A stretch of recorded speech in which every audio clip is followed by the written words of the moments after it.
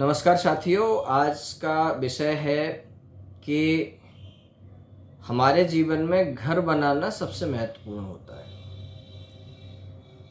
कि घर हम जीवन में अधिकांश लोग तो जीवन में एक ही घर बना पाते हैं। वो बड़े सौभाग्यशाली होते हैं लोग जिन्होंने कई कई घर बना लिए हैं, या उन्हें परमात्मा इतना धन वैभव प्रदान करता है कि वो अधिक घर बना पाते हैं।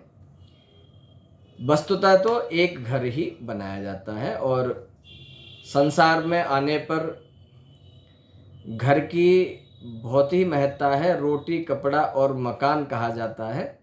तो एक तो आपको भोजन महत्वपूर्ण है, इसलिए भोजन को हमेशा विचार पूर्वक और शुद्ध और अच्छा किया जाना चाहिए। दूसरा, वस्त्र। तो वस्त्र आपके स्वच्छ और पवित्र तो हों, लेकिन उनका यह भी ध्यान दिया जाना चाहिए कि वो आपके शरीर को आरामदायक भी हों। तीसरे नंबर पर घर ही आता है। घर की चर्चा करते हैं, सभी लोग घर बनाते हैं। तो घर बनाने के लिए कई बार देखने में आया है कि व्यक्ति ने बड़े मन से, श्रद्धा से धन खर्च किया, काफ़ी समय खर्च किया, बड़े उत्साह से, उमंग से उसने घर बनाया, लेकिन घर बनाने के पश्चात वह घर जो है उसके लिए लाभ की जगह हानि कर रहा है। वहाँ आपकी उन्नति रुक गई है, नींद नहीं आ रही है, बेचैनी हो रही है, घबराहट हो रही है। जैसे ही आपने उसमें शिफ्ट किया, उसके पश्चात किसी की हेल्थ इश्यूज रहने लग गया है, माताजी बीमार रहने लग गई हैं या पिताजी बीमार रहने लग गए हैं, कोई न कोई बाधा आपके जीवन में बिल्कुल सामने आ गई है और आप ये समझ नहीं पा रहे हैं कि ये घर हमें लाभ करेगा या नहीं करेगा। एक यह भी, इसका एक पक्ष आर्थिक स्थिति से भी जुड़ता है कि कई बार एक साधन संपन्न व्यक्ति घर के अंदर गया है और उसके पश्चात वो देख रहा है कि उसका व्यवसायिक स्तर डाउन हो रहा है, आर्थिक स्थिति घटती जा रही है और घर में पैसों की तंगी या अन्य प्रकार की आर्थिक समस्याएं आती चली जा रही हैं। घर में क्लेश रहने लगा है, मन मुटाव रहने लगा है, प्रसन्नता खत्म हो गई है। तो इसका सीधा सा अर्थ वास्तुशास्त्र में है कि जिस स्थान पर आप रह रहे हैं वह स्थान ऊर्जावान नहीं है, या वह स्थान नकारात्मक ऊर्जा उसके अंदर पहले से ही समाविष्ट थी। आपने विचार नहीं किया और बिना विचार किए ही आपने उस स्थान का चयन कर लिया और उसके अंदर अपना घर का निर्माण कर लिया। कैसे हम ये इस समस्या से बच सकते हैं, तो इसका पहला स्टेप मैं आज आपको बता देता हूँ। ऐसे तो बहुत सारे इसमें उपाय हैं, मैं प्रयास करूँगा कि आपको और भी जानकारियाँ दी जाए यथाशीघ्र। पर पहला जो चरण है वो ये है कि जब आप भूमि खरीदने जाते हैं अपने घर के लिए, मकान बनाने के लिए, जब आप कोई प्लाट खरीदने जाते हैं या व्यवसायिक प्रतिष्ठान के लिए भी आप कोई प्लाट खरीदने जाते हैं, तो उसको कैसे आप साधारण तरीके से ये समझ लें कि ये जगह मेरे लिए लाभकारी रहेगी या नहीं रहेगी, और यह ऊर्जा प्रदान करने वाली भूमि रहेगी या ऊर्जा इसके अंदर नहीं है। तो इसका बहुत ही साधारण सा मैं आपको एक उपाय बता रहा हूँ। उपाय यह है कि उस ज़मीन में जाकर के आप उसके सेंटर में और एक गड्ढा करें, जो गड्ढा लंबाई प्लस चौड़ाई प्लस गहराई उसकी बराबर हो। जैसे मान लीजिए 2 फुट गहरा है तो 2 ही फुट चौड़ा हो, 2 ही फुट लंबा हो। एक बिल्कुल चौकोर गड्ढा आप बीचा बीच में उसे करें या करा लें। उससे जो मिट्टी निकले उस मिट्टी को आप किनारे पर सुरक्षित रख लें।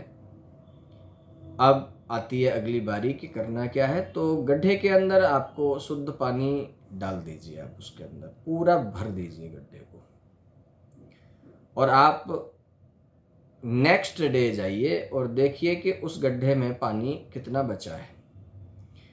यदि पानी पूरा सूख गया है या कुछ बचा है, आधा बचा है या बहुत कम खर्च हुआ है, ये आप उसको देख लें ठीक से, और उसके पश्चात आप यह स्थिति अपने पास अपने दिमाग में नोट करके रख लें। दूसरा, इसके अंदर एक और नियम अप्लाई करें कि वो जो मिट्टी आपने बाहर निकलवाई थी या निकाली थी, वह मिट्टी उस गड्ढे में पुनः डालें। तो आप उसमें डालते जाएंगे, तो उसमें भी जब पूरी मिट्टी चली जाएगी तो आप देखिए कि वो मिट्टी गड्ढे में को पूरा भर पा रही है या कम रह गया है या आधा रह गया है या मिट्टी बच गई है। कोई न कोई कंडीशन उसकी तीनों में से ज़रूर पड़ेगी। या तो मिट्टी बच जाएगी या मिट्टी कम पड़ जाएगी या बिल्कुल समान रूप से आ जाएगी जितना। इसके लिए आपको बहुत ज़्यादा उसके अंदर ठोक पीट नहीं करनी है, आसानी से हल्का सा प्रेस करके मिट्टी आ जानी चाहिए। चूँकि आपने जब मिट्टी निकाली थी तो वो एकदम टाइट थी और आपने खोद के निकाला था, तो आप हल्का सा उसे दबा के ही काम करिए। आ जाइए, अब समझ लेते हैं रिजल्ट।